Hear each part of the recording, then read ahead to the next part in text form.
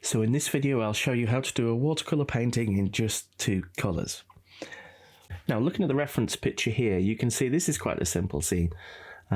It's basically just a country road disappearing off down a hill somewhere, and there's a background and there's various things going on, but we're not going to concern ourselves too much with that. We're going to simplify and simplify. And then, because I think there's an awful lot of pictures done of the UK where we have, paintings done with reference images that you choose, where we have blue skies and shadows, and because the reference images we're often drawn to are ones with strong shadows. So often it's a sunny day, so you have a blue sky. But the reality is, particularly if you live in the north of England, we have a lot of grey days, and we have a lot of quite moody sort of vibes.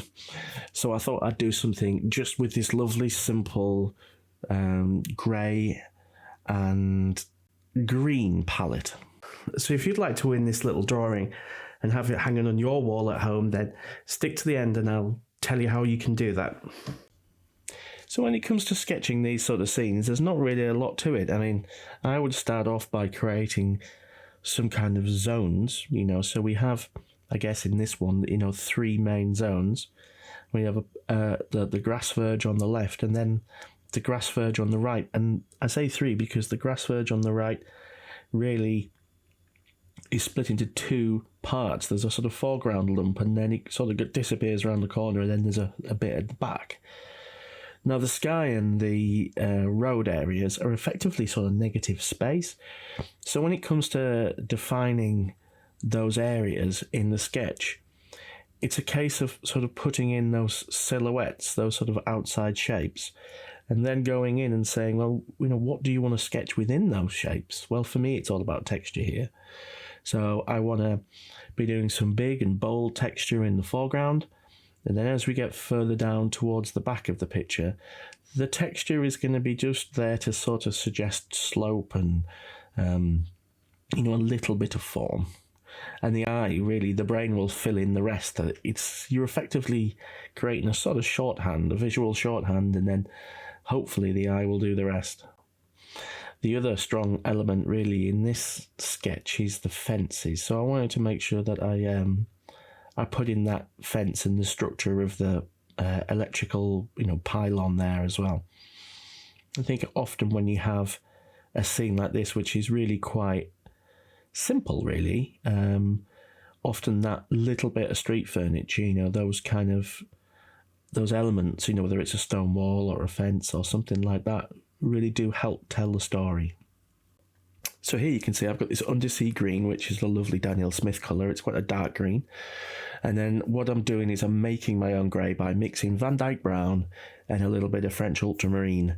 And I've mixed up some of that in a palette. So effectively I can just apply grey and just apply green.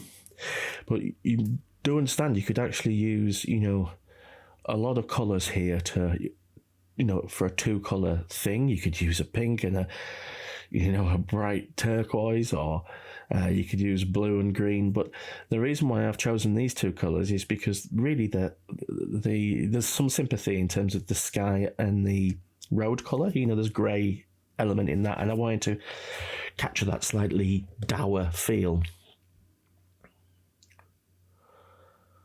So because I'm going to be painting the fencing and various other elements, it doesn't matter if I paint over that. So I'm just really going in, doing a really simple sky, leaving a little bit of white space. I'm not doing anything fancy with that.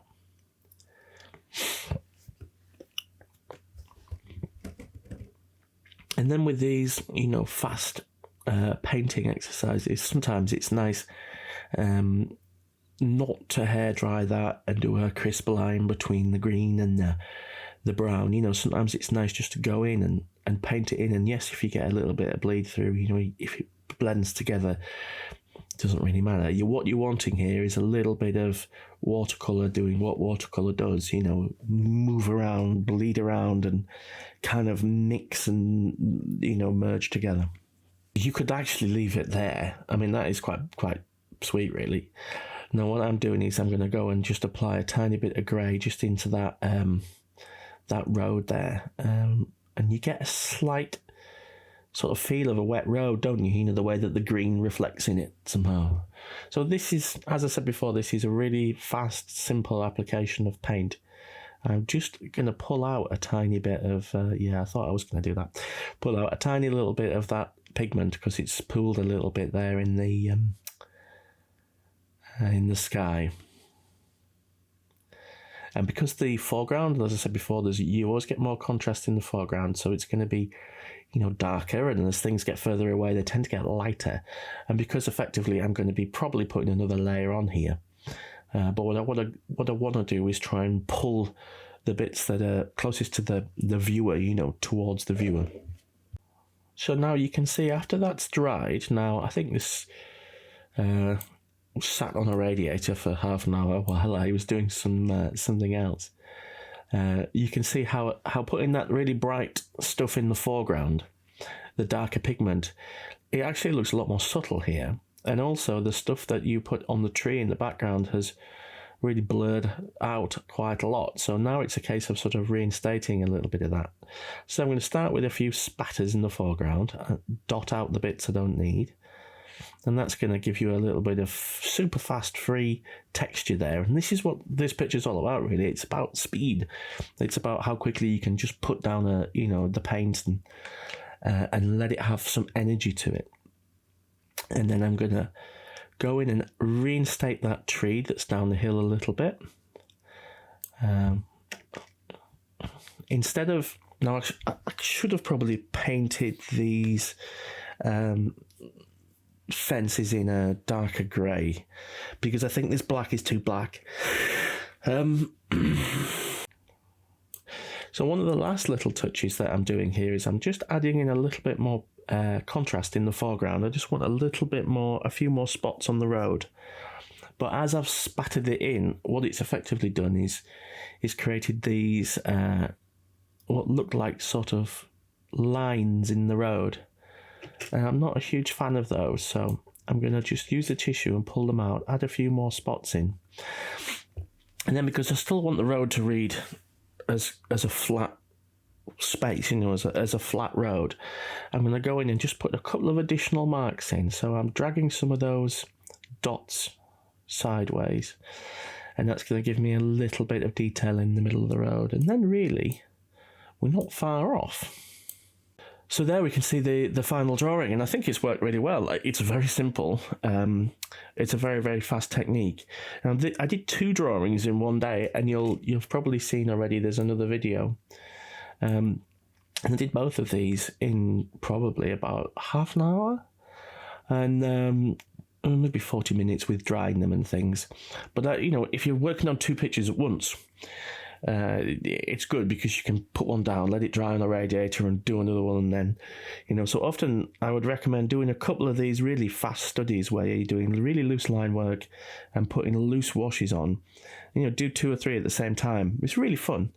So if you'd like to win that little sketch in the road, then all you have to do is 3 things. As always, you just need to like the video, subscribe to the channel, and then just put something in the comments like, I love your road. And I'll choose somebody at random in about a month after the video has gone live, and I'll post that out to you. Okay, thanks. So do try this technique. It's super fun. It's super fast. Thanks for popping by. See you next time.